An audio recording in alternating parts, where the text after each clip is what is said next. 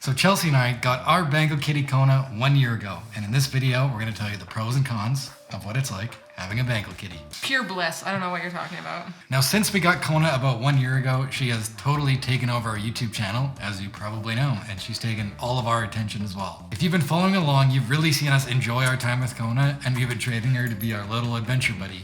We've taken her hiking, we've taken her canoeing, we've taken her camping, we've taken her for car rides, plane rides. The list goes on. And yes, all of this stuff has been a lot of fun. However, there has been a ton of messages of people asking us if we recommend Bengal cats, what they're like, will they be good for me, how much are they, etc, etc, etc. So we thought we would make this pros and cons video to help you decide if a Bengal is right for you.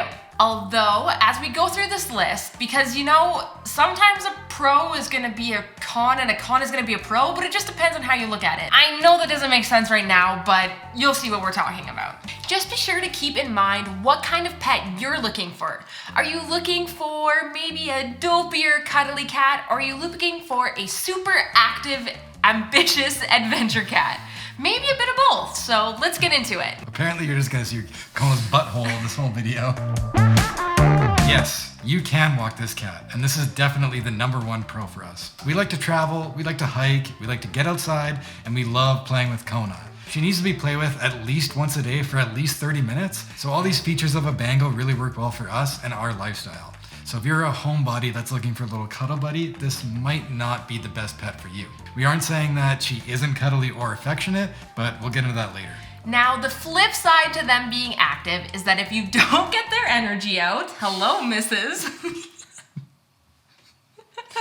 She knows where the treats are. If you don't get their energy out, they're gonna get frustrated, and this is where you run the risk of them tearing your house apart. For every horror story we hear about Bengal cats, we can usually draw a conclusion that they're not getting enough energy out and they aren't being played with enough.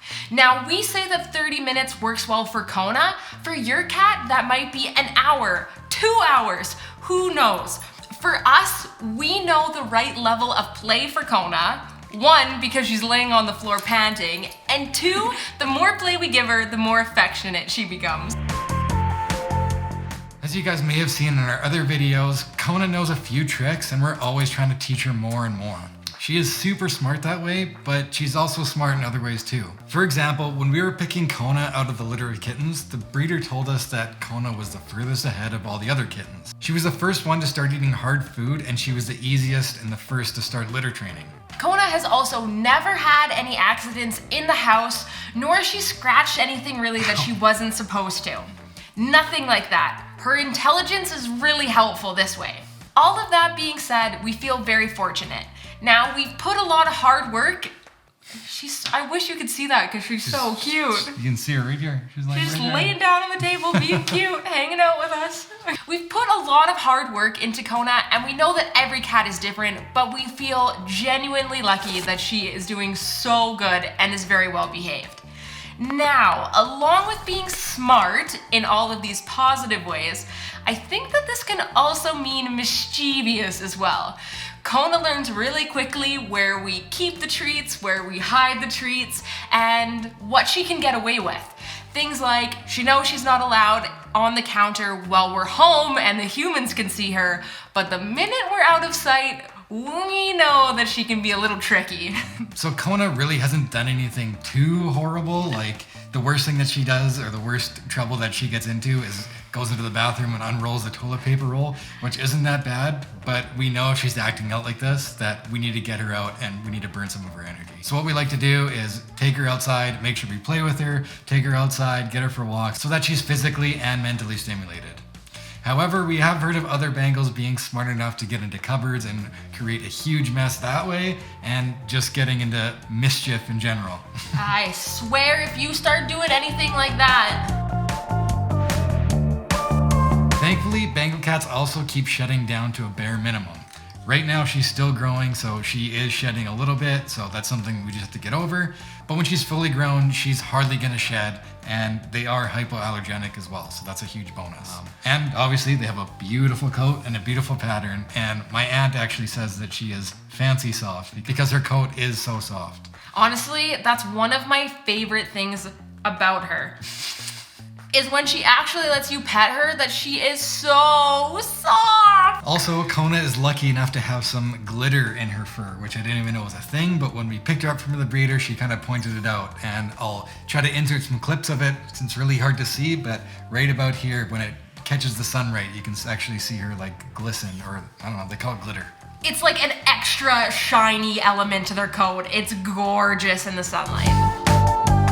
I know we said earlier that if you want a snuggle buddy, maybe a Bengal isn't for you, but that's not to say that Kona isn't affectionate. Bengals are super affectionate and attached to their owners. Ow, what the hell, woman? Kona seriously has a great temperament. When she was about 6 months old, we took her on a You're being ridiculous. When she was about 6 months old, get your butt out of the camera. We took her on a family trip. Now, she had just met Margot, our little cousin, who's young, and Quiet on the set, please. lose my shit today. Now, this was her first time meeting Margot, our little cousin, and Margot definitely wanted Kona to be her friend. They basically had this game where Kona would go hide upstairs, Margot would go find her underneath the bed, bring her down to the living room, Kona would sprint back up, Margot would go get her, and this would go on and on and on all day long. Now, this was a lot more attention than Kona was used to getting, but she stayed so good the whole time. She basically just turned into a rag doll, let Margot carry her wherever she wanted until she was so tired that Margot could do anything to her. At no point did Kona have her nails out, did she hiss, did she get aggressive in the least little bit anytime. No. Now, I'm sure any cat owner will tell you this, but affection is definitely on their terms, not on ours. We've just learned how to make the most out of getting Kona's affection. We've started to get used to her schedule and when she's most cuddly, and we know little tips and tricks to get her to cuddle us. So because Bengals are so attached and affectionate means that they can also get lonely really quick. Now, a lot of people have commented on our videos saying that we need to get another Bengal cat to keep Kona company, but in my opinion, I wouldn't rely on solely getting another cat to keep the other cat amused. I want like 6 more cats, so it's okay.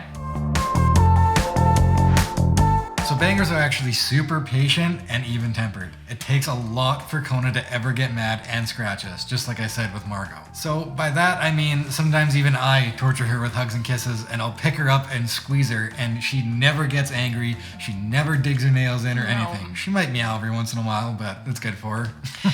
She can even be on the hunt with a toy so aggressively that she is ready to kill or pounce this toy.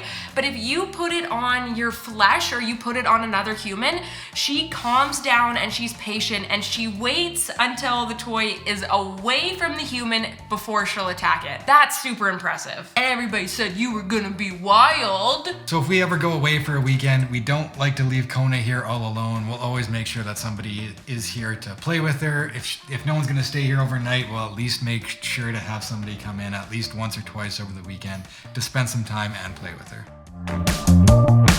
So if you have a family or other pets in the house, introducing a Bengal cat should be no problem.